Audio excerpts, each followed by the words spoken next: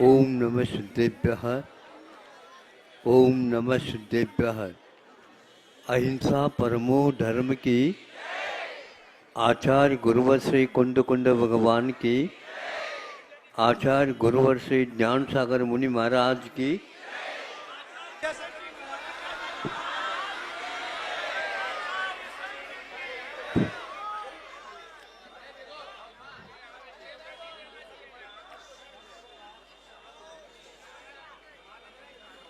रात हुई है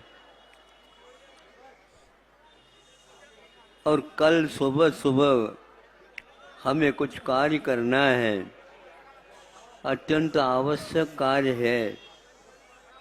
अपने जीवन में अच्छी परिणति लाने वाली है। आदि सोचता हुआ वह सो नहीं रहा है, प्रतीक्षा केवल प्रभात की है।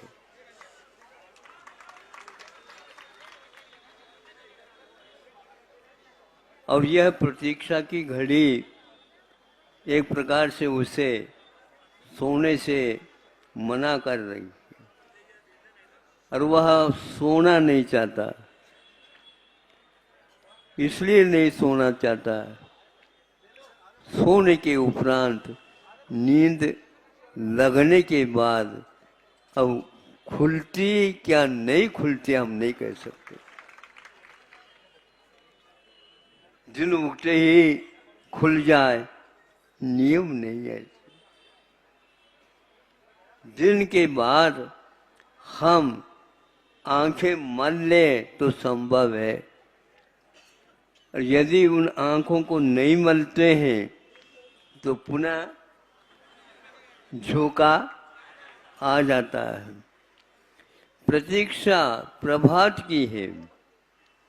प्रभात में लालिमा होती है, वह हम लोगों के लिए बहुत पौष्टिक है, स्वादिष्ट है।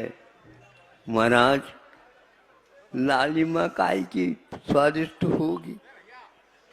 ये तो राग का प्रतीक है। बिल्कुल राग का प्रतीक मैं मानता हूं। सूर्य की बात करो तो सूर्य को तो देख नहीं सकोगे। लालिमा जब तक रहती है तब तो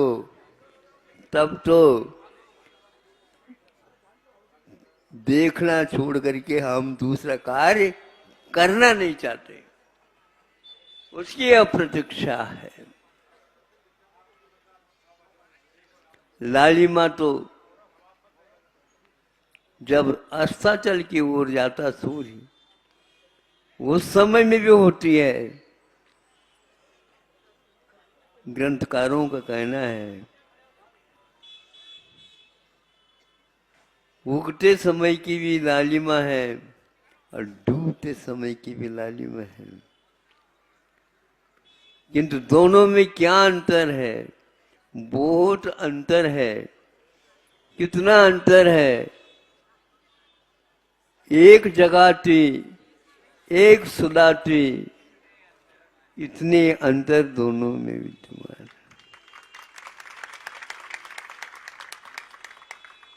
प्रवास धीरे धीरे चल रहा हमारा। इंदौर की परिक्रमा लगभग हो गई है।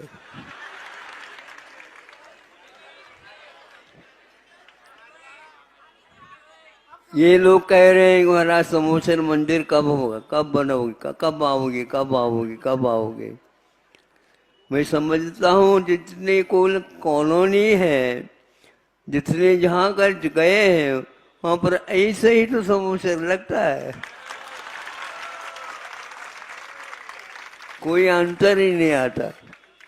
ये लोगों की धारणा है हमारे यहाँ ही समोसर नहीं। ध्यान रखो, समोसर न मिल जाए हमारे यहाँ ऐसे कहोगे बहुत कठिन है, क्योंकि हमारे के साथ राग नहीं, स्वामित्व है। हाँ, हमें स्वामित्व से बचना है, हमें मालिक नहीं बनना है। समूह शरण के मालिक भगवान है ऐसा भी नहीं मानना। क्योंकि वह भी प्रतीक्षा कर रहे हैं उस प्रभात की। उनकी अभी प्रभात नहीं है, वो अभी अवसान चाहते हैं, इस वर्तमान काल का अवसान चाहते हैं, क्योंकि इस काल के साथ उस दिव्य आत्मा का अनुभव संभव नहीं है। ऐसे समोसन में बैठे दिव्य ध्वनि को उपयोग में ला करके आपको बताते हुए स्वयं इसकी प्रतीक्षा में ही। इसलिए बंधु, यह एक प्रकार से परिवर्तनशील है, यह सुनाना और जगाना। कई लोग कहते हैं महाराज लाली तो लाली है, ऐसा नहीं। लाली दोनों होते हुए भी एक सुलाने वाली है और एक जगाने वाली है, एक प्रतीक्षा की ओर हमें ले जाने वाली है, और एक तो कहाँ पर ले जाएगी हम कह नहीं सकते। इसलिए डूबते हुए सूर्य की कोई पूजा नहीं करता। सूर्य है, आलोक फैला रहा है, लेकिन डूबते हुए सूर्य की उपासना भारतीय संस्कृति के अनुसार नहीं होती। वह उगने वाले सूर्य की बात करते। उदयमान उदित हो रहा है। ऐसे ही आप लोगों के जीवन काल में वो प्रभात की प्रतीक्षा के घड़ियां भी हमेशा हमेशा रात होते हुए भी दिन की प्रतीक्षा, प्रभात की प्रतीक्षा अपने आप में बहुत महत्वपूर्ण है। तो ऐसी स्थिति में विषय अपने आप ही फीके फीके पड़ जाते हैं। इसलिए लगभग 2 महीने हो गए हमें।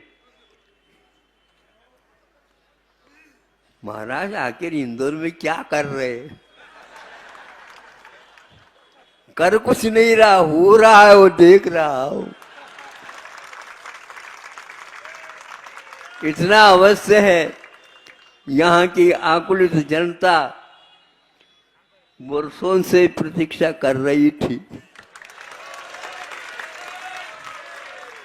आप भर रहो और बैठे रहो, हम सब काम कर लेंगे। भरोसा कैसे करें?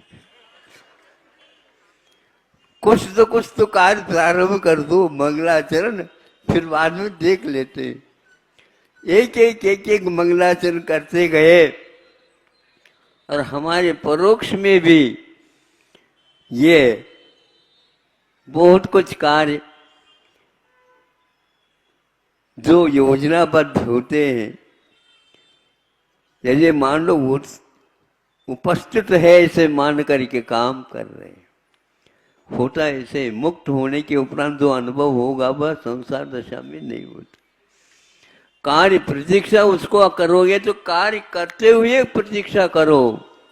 केवल हमारी प्रतीक्षा करोगे तो आपका कार्य नहीं होगा। अब विश्वास आया तो यह कई व्यक्ति इसको मूर्त रूप लेने के लिए कितने हनुमान है पता नहीं लगता, और उस सेतु को तैयार करने में लगे हैं। मैं समझता था ये एक हनुमान पर्याप्त है, यहाँ तो कई हनुमान।